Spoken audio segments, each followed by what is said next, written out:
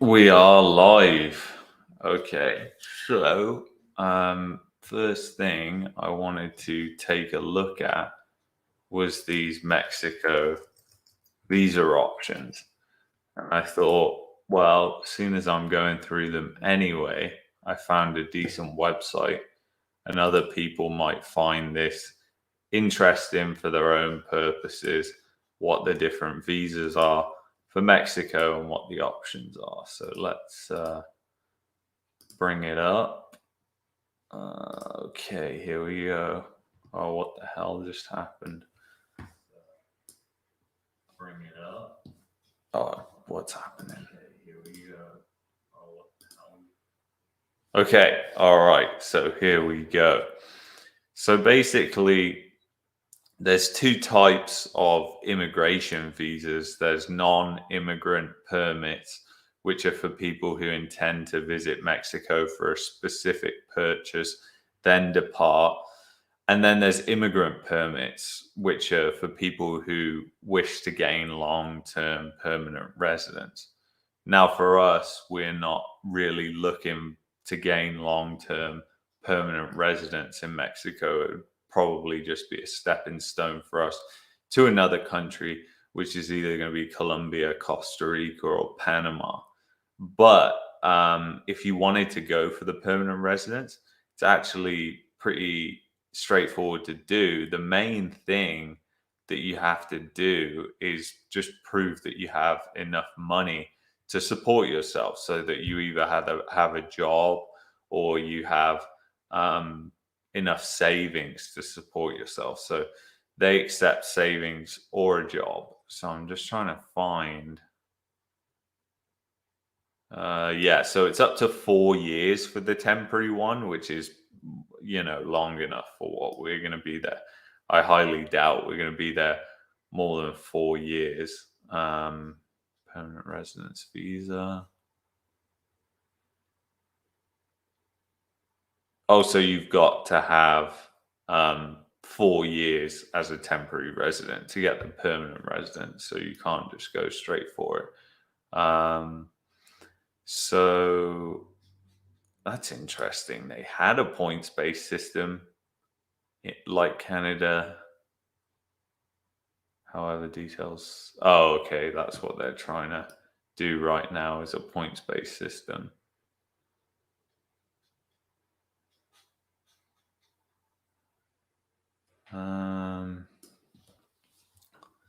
A temporary work. If you plan to live and work in Mexico for a defined period and intend to return to your home country afterwards, a temporary resident permit valid for up to 4 years is the permit to apply for. What's that? Mexico. I've got a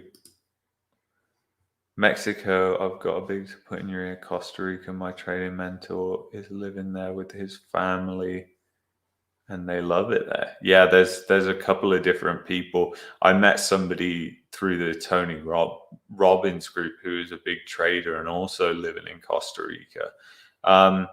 The thing about Costa Rica, which kind of worries me a bit, is the grid isn't so great there, like the power grid and the internet connection.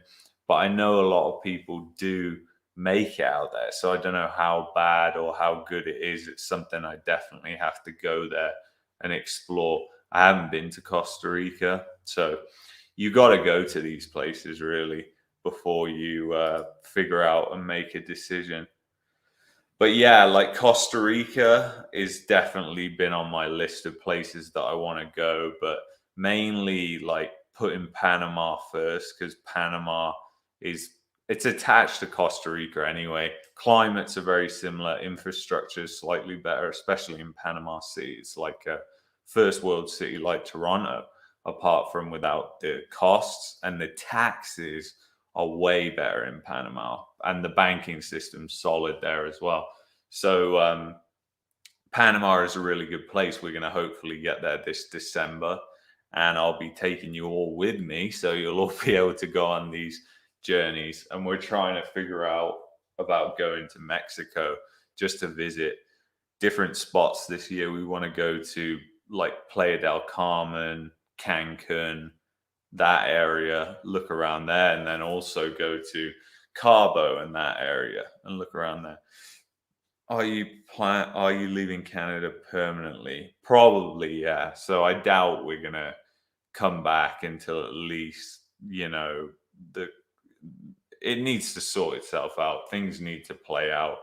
And I know that's going to sound a bit strange, but the economy in I think the start of the protests that are happening right now, I think that's really just the start. Um, People just don't realize yet. I think a lot of the inflation things that are happening right now are also going to play out into social unrest and political unrest. And it's going to be, I think, a rocky decade for countries like Canada, the UK, the US. I think the party is over. It's that's why I'm. Oh yeah, because you said you were moving to Georgia.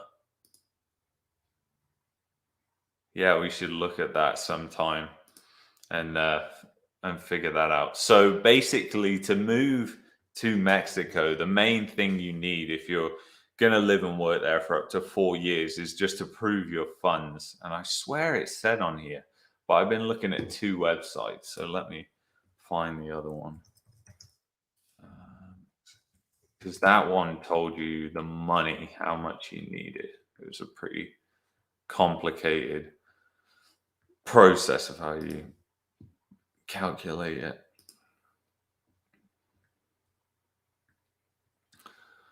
And there's also companies that do all the paperwork for you for Mexico. So Mexico is pretty easy to get into, and that's what I like. It's just easy. Panama is a little bit different, and that's why I guess a lot of people don't go to Panama, is because the entry requirements monetary wise are pretty high compared to places like Mexico, where I think it's about 40,000 US dollars or something like that you need to have savings. I think for Panama it's 200,000 US dollars, so that's a fair difference. And people can't. Are you still a PR? And I'm currently waiting for my passport to leave USA, Nigeria, Turkey. So you're waiting for your passport in Canada, or you're waiting for your passport somewhere else? I'm kind of confused about that. Yeah, I'm still PR anyway. And we've also applied for citizenship. So now we've applied for citizenship. When we eventually get the citizenship, then we don't have those entry requirements and everything. Not entry requirements. Well, it is entry requirements, actually. Like, you've got to be 3 out of 5 years, I think, in Canada to be a permanent resident and maintain it. Whereas once you've got citizenship, you're good to go. And the thing is, for places like Panama, it's not as simple as you just turn up there and you start paying zero tax. There's actually a whole, and this isn't tax advice, by the way, there's a whole process that you have to go through. So you have to actually declare yourself a non-resident of Canada. So, I mean, if you did that as a permanent resident, you'd be giving up your permanent residence, essentially. But if you're doing that and you've already got citizenship, it doesn't really matter. You've always got a passport. You never need a visa anymore or anything like that. So it's your right then.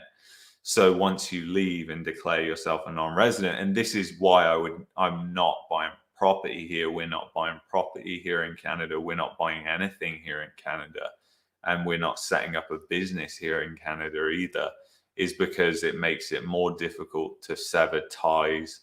And you have to prove that you severed ties in order to be qualified as a non-resident. So people who have property, like say you were retiring here in Canada and you had property that you were going to rent out, and then you were going to move to Panama and enjoy everything tax-free, not going to work, because you'd have to sell that property. and you'd have to declare yourself a non-resident of Canada. And we know that most snowbirds and everything, they just essentially go,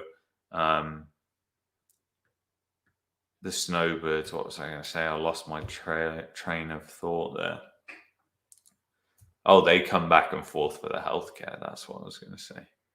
I'm just trying to find what I had earlier was fantastic. I had this website that had all the calculations and everything for what you needed, money-wise. Now I can't find it. It's in the weirdest system. Is this it? No.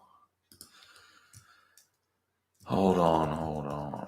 Temporary visa, Mexico.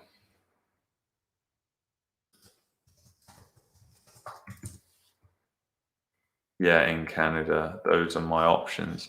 USA, so you're looking to go. I don't know much about Nigeria or Turkey, to be honest. The USA is just incredibly expensive and difficult to go to. I mean, that's part of it's just expensive to go to, difficult to go to. It's by no means impossible, especially when you're a citizen of Canada. It's pretty easy to move to the US, but it's expensive, and I don't see why anyone who is a remote worker anyway would move down there, because you're essentially trying to move to make your costs go down. But well, at least that's part of the move. The main driver for us is the weather, for sure, and just more freedom. Places like Mexico have a lot of freedom because they know that tourism is a big part of their economy. So because tourism's a bigger part of their economy, they're always going to try and protect tourists, make tourists feel welcome, give tourists as much freedom as they possibly can. So you're safer in Mexico, even though there's a central bank digital currency that's just coming. It's in the works. I don't think for tourists anyway, and I shouldn't say tourists, foreigners in Mexico, for foreigners in Mexico, in tourist areas, you're pretty much safe. And you're safe in terms of crime as well. They make out like Cabo San Lucas, for instance, to be, I think it's the murder capital of the world. And if you go there and walk on the streets at night, everybody will say, don't go out at night, whatever. It's fine. Like it's all just BS. I swear a lot of the reasons we're told all this by places like England and Canada is because they don't want you to travel down there, realize what a better life. Okay, so it says right here, you need 27,000 US dollars in the 6 months, or have a monthly income of 1,620 US dollars. So basically you need $27,000 US banked, or an income monthly of $1,600, which is nothing when you really think about it. Absolutely nothing. So yeah, time for citizenship, permanent residency, and you don't need language skills, which is also another great thing. I'm pretty sure as well, driving license, you can just get one of their license pretty easy. I don't even know whether we would bother. It's so cheap to get around in Mexico. Like, what's the point in having a car? It's insane. And the healthcare system is another surprising thing, you know. The healthcare system when I was looking in Mexico is class. And that's another thing that kind of Costa Rica, not so great. Panama, yeah, Panama City has got good healthcare. But you have to look at all these things. Like there's good doctors in Panama, and Mexico's well known for having great healthcare. And that's another thing that the US just, I wouldn't go to the US. Well, I would go to the US. Like I may be even going to the US temporarily, but yeah, I wouldn't live there like long term because the healthcare it's just ridiculous. Like it's fine when you're young, but again, it's just like a stepping stone place. Why did you lose faith in the UK though? I was pretty interested until recently. You know, the UK is just small, compact. Everything's compact. If you like that, and I mean, the laugh of it is we came to Canada and we came for more freedom, the big open spaces, the cost of living was lower. And literally since we moved here, the cost of living has just gone out of control. The freedom has just gone downhill. You know, there's not really much left. Now, the UK, yeah, I mean, I would even consider moving back there if things started to go bad. Like the UK is not a bad place. It depends where you are in the UK. Like I'm biased because where we lived in the UK was kind of not that great. I mean, it was like a retirement place, and it was sandwiched between two cities that weren't that nice at all. We're kind of like, well, Birmingham's like Brampton. If you've ever been to Brampton, actually, it's like a more multicultural than Brampton. Actually, to be honest, there's just but yeah, Birmingham is not a very nice place at all, and that's where I used to have to go to work. So I suppose I have a bias. If I lived in Cornwall, Devon, and worked in Bristol, I'd love it there. I mean, down there, there's so many places in the UK that are so great, and I really had a bias because when we were in the UK, we were living in a place that wasn't so great. It was where we grew up, though, so it's different. But yeah, the UK is what it is. Brampton is pretty self-explanatory. Yeah, it is. It is. It's giving is giving on citizenship of a country that refuses environmental values. What could you reword that, Greg? Because I may just be half asleep here because I've been up so long, but I don't understand that. I may be asleep because I'm pretty tired, guys. Pretty tired. Um, but yeah, I just thought I was going to go through this anyway, so I put it up here. But I still can't find this other website. Which here we go. Financial. Yes, this is it. All right, this is what I want. So let's switch this. So basically, it shows you all these weird calculations for what you need. And then basically it says $45,000. Yeah, because 27,000 was the old number. That's right. So yeah, now it's $45,000 that you need in the bank, or income of 24 to 2,700 US over the last 6 months. So if you got $45,000, and then for permanent residency, you need $180,000 in the bank. So it's quite a substantial more. I mean, Mexico is like a country that's pretty good, but the thing is, the reason why I would never stay there like long term for the rest of my life is because it's not as safe once you get out these tourist areas. Like it's not like you can go very far.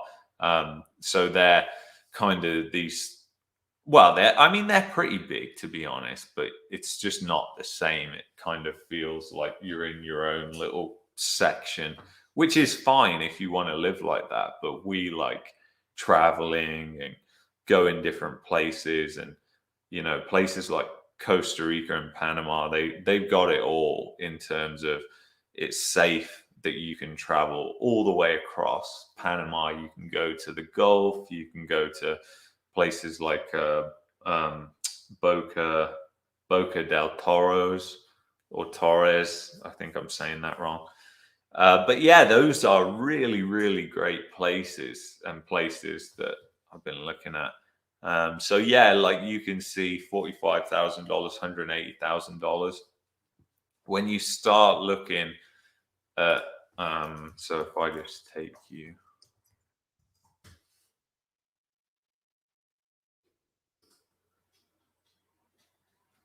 so if we just go here and then we go, all these are some of the ones. But if you look at this, like you're paying $70,000, and then once we leave, we just rent it out. But $70,000 for a condo like this in a gated community. Look at this, guys. And there's the ocean. So, so how much would that be in Toronto? Like $1 million or something to stare down at a bloody shithole. I mean, for God's sake, it's all these cities in Canada are just dumps in the winter. They're just horrible cities, just fucking horrible. But anyway, yeah, $70,000. Look at this, $63,000. You're just laughing, really. Yeah, absolutely. This is pre-construction. It looks like. But yeah, you're just laughing like that. That in Calgary, you're looking at like $400,000. You're looking at $800,000 in Toronto for that. Like, what is? Man, I don't know why people are aspiring to move to places like Toronto, Vancouver, Calgary. They should be looking at places to move like this. And you know, if we go Costa Rica, let's go Costa Rica. Costa Rica has got some incredible places. I think you can get a house, but not that much. But these are quite expensive. What? Oh wait, we're looking. This is Quinta Roo, Playa del Carmen. This isn't Costa Rica. Hold on. I don't know why it did that. Costa Rica. Is it Costa Rica or Costa Rica? Why is it coming up with Playa del Carmen? Costa Rica real estate. 0.2 homes. Oh, here we go. I lived in Cyprus for a while. Yeah, you know, Cyprus, mate, is a good place to go. It's definitely one of. I don't know how it is to get residency and stuff there, but taxes are very good there. I know a lot of brokers are based out of Cyprus. They're either Cyprus, Bahamas, sometimes Australia, but that's more regulation than taxes. So let's go over here. So we really need to go by price because put in a budget 100,000, see what it gets you in Costa Rica. 2-bedroom apartment, 79,000. What else we got? Land, lots of land.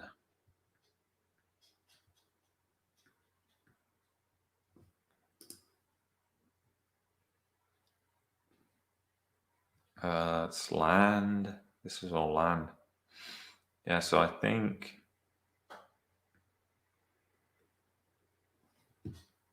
wow. 198 acres.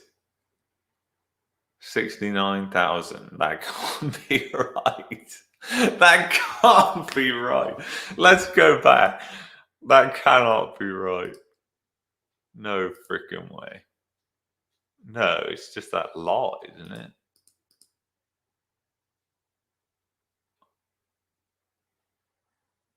Yeah, yeah. What the fuck?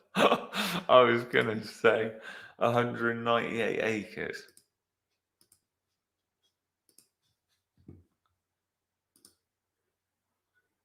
What's going on? Property, condo, townhouses, house. There we go. Cute 2-bedroom home. 79,000. It's as much as an RV for a house in Costa Rica.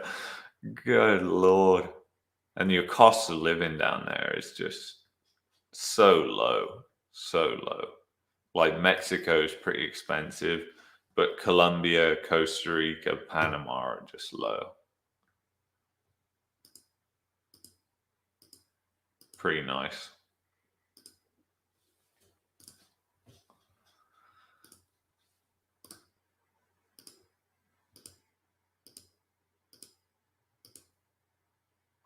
Yeah, you're really in the jungle there.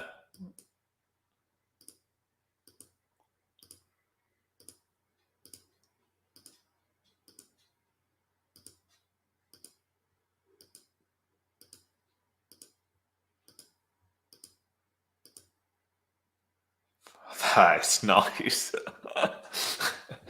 That is real nice. And that's $79,000.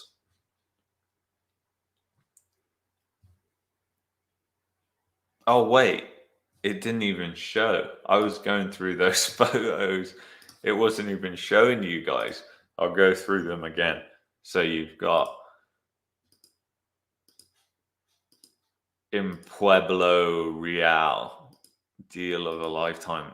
79,000. It's like a condo slash house. It reminds me of a ski resort I once stayed at. It's bizarre looking at these photos because all the furniture and the wood just reminds me of this ski resort we stayed at in Austria once that was like ancient, which is so weird because out there that looks fantastic. I mean, you are right in the jungle, and it's 79,000. And it's whereas if we go to Florida,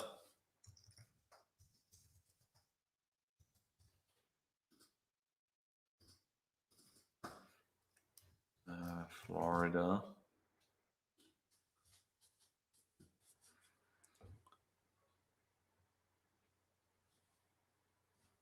let's get rid of that. So if you look at Florida, like, I mean, it's not cheap. 450,000. I mean, you're getting more for your money in Florida than you are here, and Florida is in a massive bubble. But that's pretty impressive for 450 for that. I'm actually surprised. I thought it would be more expensive. All I've heard is how much it's gone up, but where is that though?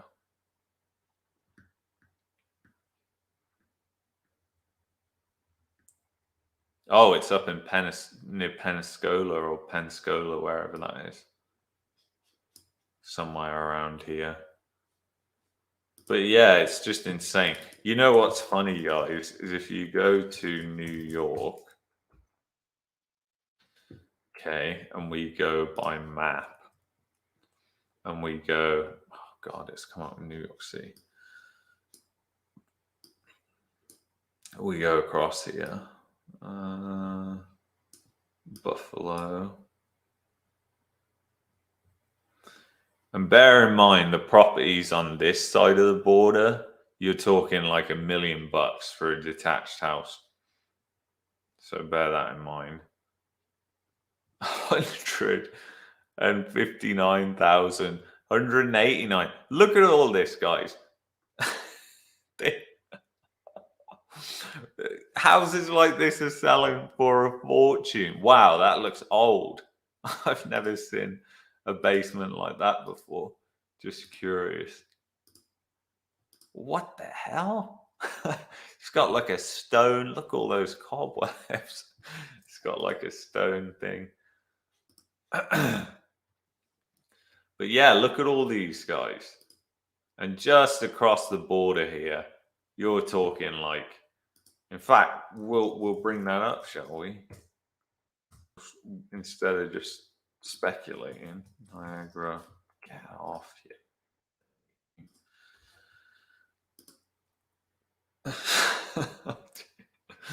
Here we go.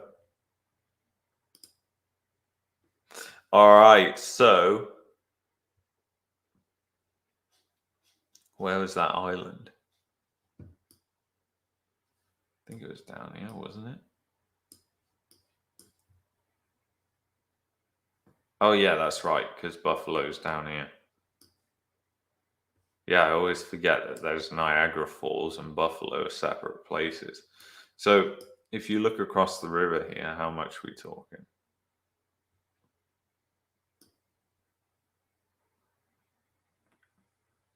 One bedroom. Sweet. Little houses for 200,000.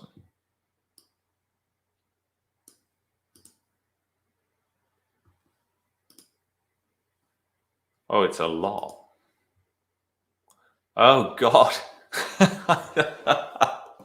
So you pay the same amount of money for the land as you do for the house and the land on the other side of the border. God, that is hilarious. That is just hilarious. I can't even find. Let's just go. I don't even remember how to use this website. Is that it? That's a one bedroom. That's not right. Oh, here you go. Here's a. Look at this. This is 2.4 million. Let's try and find something equivalent size. I think we're gonna have to up the price range here to get something.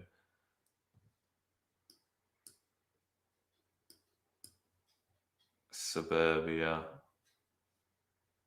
Man, all these houses. Just looking for a larger one, which we can compare to that other one. God. They're all that same type of house, aren't they? There's nothing different. I can't find one that's equivalent to that other place.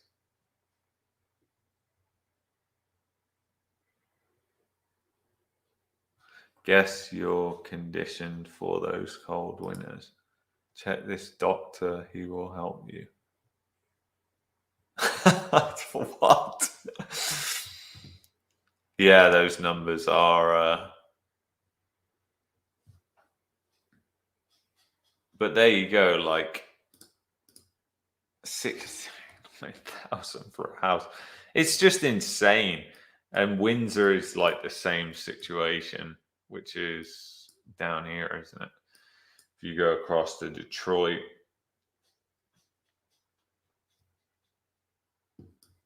there's nothing really for sale by the look of it. Yeah, 100. It's the same thing. 80 grand for a house, 130 for a house. This one's 60,000.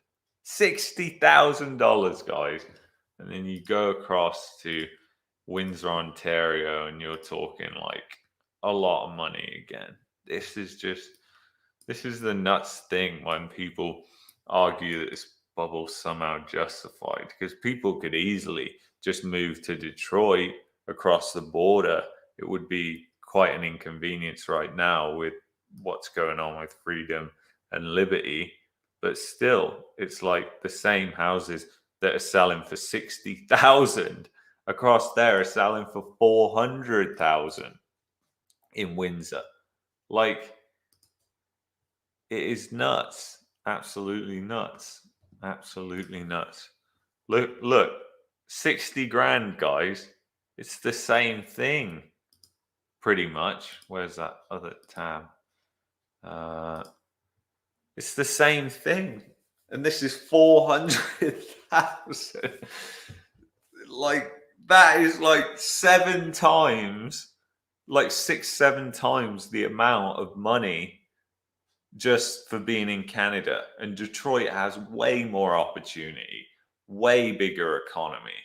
It's just the Windsor and Detroit don't compare. I was in Detroit in 2019, and I was hanging out with my cousin quite a bit because he lives in Detroit, and we went out to loads of different places, and it was just, it's not like you think. Detroit is actually a nice city, and there are parts that are bad, exactly like Toronto. But we actually flew into Windsor, and this is the funny story. We were driving around Windsor looking for this Shoppers Drug Mart because for some reason we had to stop and do something or get something, cash maybe or something like that. I don't know. But anyway, we were driving around looking for this, and we went through Windsor, and we were like, God, this place is a dive. Like, Windsor is a real dive. And now the housing prices, they're up like 70%, 50 to 70%, something ridiculous like that. And they're selling the same crack shacks for 400,000 that they're selling for 60 on the other side of the border. It's just absolute insanity, guys. People have lost their minds, like, completely. So it is just crazy. I think people, yeah, I don't know how anyone could buy in this market, to be honest. I really don't. Like, you have to be just on a different planet. Like, I don't know how people aren't seeing what's coming down the pipe. And when I say what's coming down the pipe, I don't mean next week, next month. Could be 6 months, could be a year, could be 2 years. But it doesn't really matter because the damage it will do will be so great. It won't matter when it comes, trust me. So it's absolutely insane, 650,000. But anyway, guys, I don't really know what else I can really go over here. But yeah, the Mexico, 47,000 US dollars, pretty good deal. And you just have to have that in a bank account. So if you have that in a bank account, then you're good to go. You go to a consulate. They have them at nearly every city across Canada. There's one in Montreal, there's one in Toronto, Vancouver, Calgary, Edmonton. They're all over the place. You go to the Mexican consulate, they put a sticker on your passport once you give them all the documentation. Then when you go to Mexico and get to the border, they exchange that sticker for your actual visa. That's when they issue it. You have to apply from outside Mexico, so it has to be done here in Canada, and then you go there and you receive it when you get there. So it's very straightforward. Unlike Canada, if I could tell you the loops that we had to jump through to get here compared to this, I mean, you would just laugh your head off. And the laugh is, we're moving there for a better life. And here in Canada, you have to jump through all these hoops and you get handed a garbage bag. It's like, hey, welcome to Canada. Welcome to the Ponzi scheme. You're now part of the Ponzi scheme. Carry on. But yeah, guys, people who are arriving, people who I speak to all the time are all saying the same thing, that, it's not what they thought it would be like. And I think, when we arrived, it was pretty much like we thought. It was very much like America, very much, it wasn't so expensive as it is right now. Like, I mean, that was definitely a factor when you look at moving to a place. When anybody looks at emigrating to a place, you look at the cost of living, because you have to realize whether you're going to be able to afford to live there or not. It's a pretty important thing. So when you look at the cost of living, you then figure it out. And most people are going to be looking at the cost of living. They're going to be going, I'm never going to be able to afford a home. That's a big deal for me, so I'm going to go somewhere else. I mean, even if you look at places that are deemed affordable, when you look at the incomes, in those places, they don't add up. Nova Scotia is a prime example of that. People are priced out even there, but to somebody from Ontario, it's cheap. So the funny thing is, like, how easy it is to get into Mexico. I'm going off topic, but like, it is very easy. I don't understand why people just go there on a tourist visa and extend their stay. Like, that is a common thing that happens. Or people go there, they don't understand the rules, and they think that they can just stay there, like, on the tourist visa. And it doesn't work like that. I mean, yeah, you can come back and then go back every 6 months and just renew it like that. But I mean, the tourist visa, you're not meant to be working whilst you're there, even if you work remotely.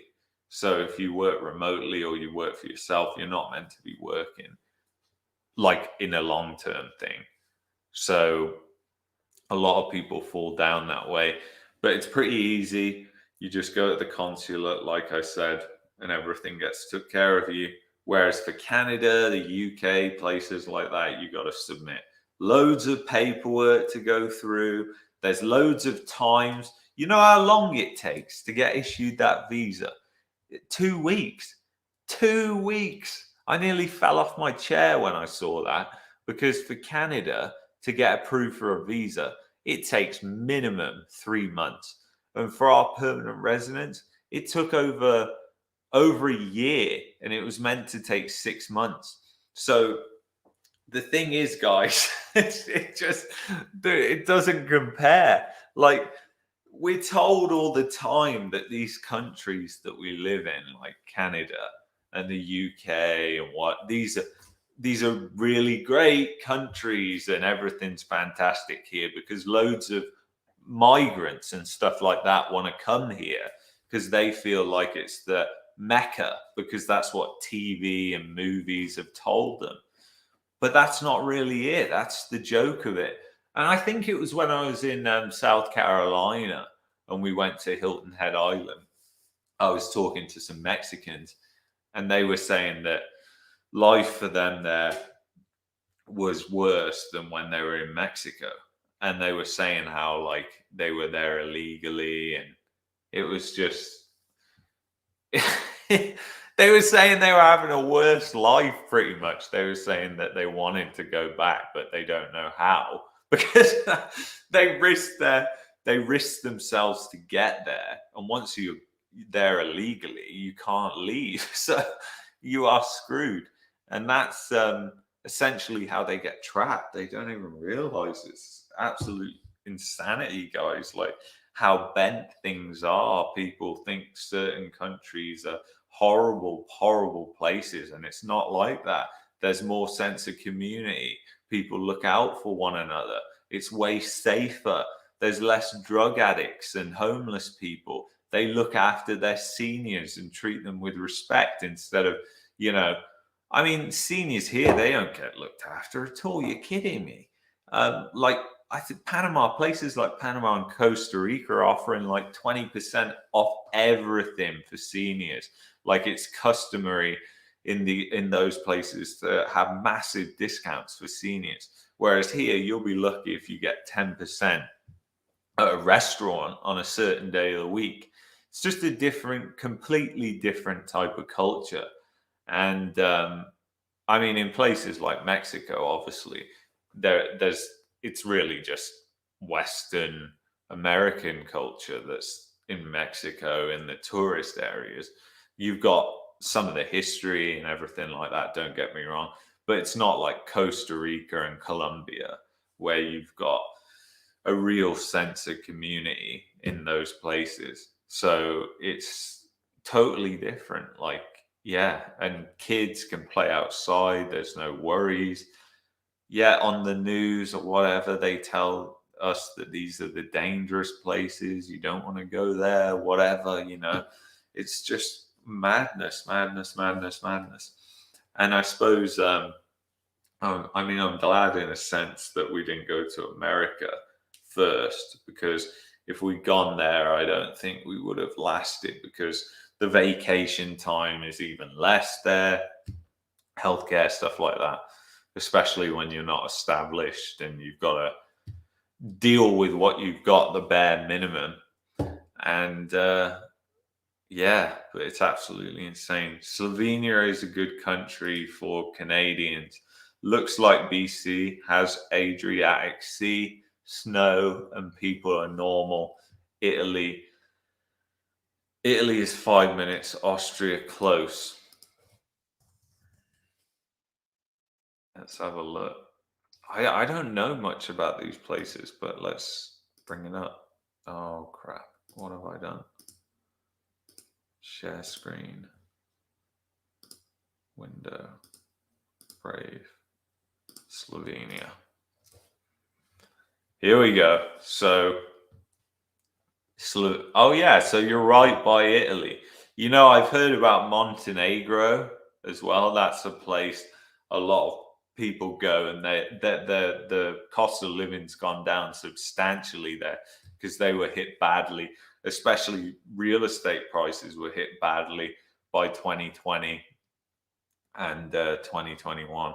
Not all places have had this ridiculous bull run because not all places had the benefit of doing massive amounts of QE, which just buys time essentially. Because essentially the same thing happens in countries like Canada. It's just inevitable. QE doesn't work. I think people have a lot of too much faith in the system at times. But if we look at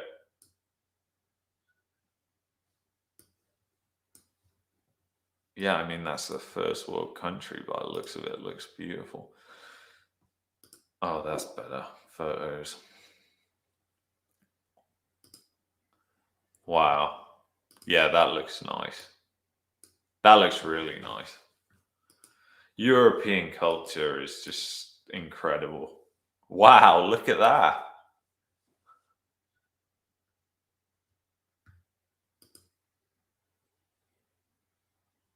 Wow. That is, look at that. That's incredible. That's incredible. Yeah, that looks like a beautiful place.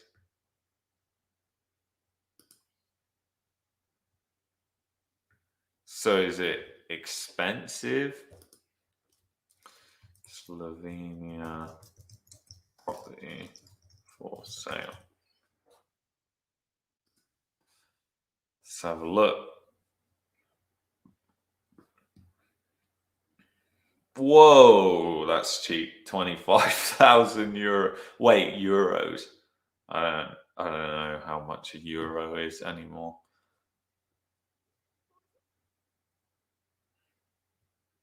What?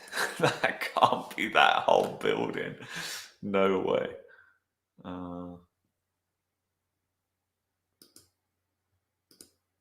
It is. You are joking me.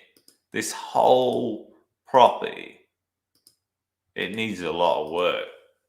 But holy God, it looks like a bomb. It looks like a mission out of Call of Duty. What the hell? What the hell has happened in that? What the hell is going on? Why is that? It looks like a bomb's gone off or something. Whoa. I mean, there's someone living there at the moment. Holy. Those cars and that tractor look really old. Surrounded by vineyards. If this was in the Okanagan, imagine how much it would be. Even in that condition, just for the vineyard, it would be $1 million or $2. $2 million. Absolutely insane. 85,000 and you get a vineyard. And if you actually, I mean, it looks like you might as well tear that place down and build another one on it. But for the land in the vineyard, that's crazy. See what else we got.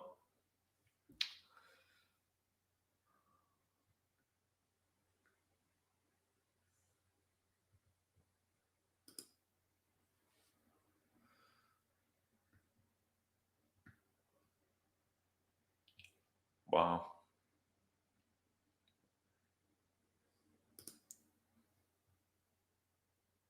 Oh yeah, Alex. Yeah, I remember speaking to you. How do you feel about all the truckers and everything that's going on? I bet you're pleased with that. But I mean, now they've all left, obviously. But yeah, what's happening? Because you were working as a truck driver, weren't you? Or was that somebody else? But yeah, that's the party's still going on in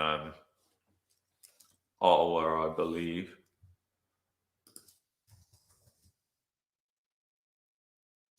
You will make 2,000 euros plus you can be an English teacher. You will make a killing. C is super nice, no drugs or criminals, all there good. Slovenia is a hidden gem. Yeah, you know what? It does look like a really nice place. So, do you need to be able to speak what language to teach English? Because surely you can't just be English, because you wouldn't be able to describe anything to the people you're teaching the language. I don't know. Let us know in the comments. I'm about to leave this madness, going to Serbia soon. No time for this. Have you booked a flight? That's awesome. That's fantastic.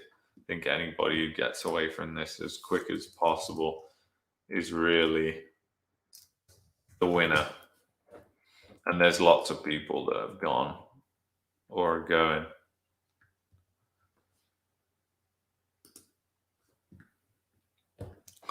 But yeah, wow. That is just insane.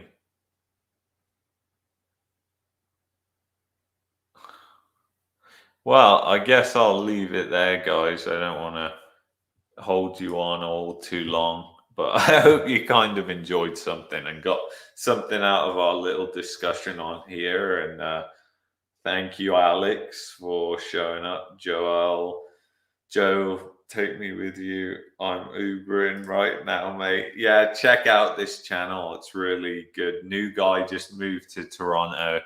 And I tell you what, hell of a time he's having. It's just ridiculous. Like everyone, I think, who comes to Canada right now is just having a hell of a time and just hating it. And it doesn't take you long to work it out. You know, it took us a year, maybe if that, but other people, you realize that this ain't a long-term place. And after we realized that a year in, we just kind of thought, you know, this isn't long term for us. This will just be a stepping stone. And the cost of living was probably half what it is right now back then. So right now it's just like, get the hell out of here. We're at that kind of stage. It just doesn't make any sense. Just get some credit, get into debt. That's all they want you to do. And yeah, I'm not down for that. Not down for that at all. Oh, Canada has fallen. Yeah, it has indeed. It's a shame, really, but what can we do? At this point, I guess the truckers and the protest and everything, they've cleared out all the trucks and everything. And I mean, it's sad to see. It's really, really sad to see, because a lot of people so misled. It's unbelievable. But really, it boils down to this, in my opinion. He invoked this emergency act, and does it actually quantify as or does it qualify as an emergency under this act? No, when you look at it, but he's trying to make it into something so it does qualify for it. That's why he's branding people with certain things to make it look like they're trying to overthrow the government, which was never the case. I mean, for God's sake, if they were trying to overthrow the government, they would have done it on day one. They don't wait for the military to come in and then try. Like, it's just, so that was all a load of rubbish. And what he's basically tried to do is take he obviously, once he declares that act, he gets the powers, and then they've moved as quick as possible once they declared that act with those powers to freeze bank accounts, to try and shut the whole thing down as quickly as possible before the act even gets voted on in Parliament, because Parliament was suspended yesterday, but it was suspended because of what they were doing, the police, what they were doing. And they trampled on an old lady. I've seen the video with my own eyes. It's not something you can put on YouTube because of the content guidelines. And they attacked a reporter from Rebel News, and that's all been caught on video. They arrested a YouTuber, Zot. I mean, this is the sort of thing that happens in China, guys. This is China now that we're living in. It's not Canada in the same way. You can't call it a democracy when the government invokes emergency powers to override said democracy to then go do whatever they want. And that's what they've done. It doesn't matter. By the time they vote on the bill, it will all be done. So it doesn't matter. And that's exactly what they did. And it's just the slimiest, and remember, the NDP supported them with that. And I'm not getting political and saying go vote for the Conservatives or anything like that. But remember, it was the NDP and the Liberals, because this moment will go down in history. The world has been watching this, and Trudeau has destroyed his reputation across the world.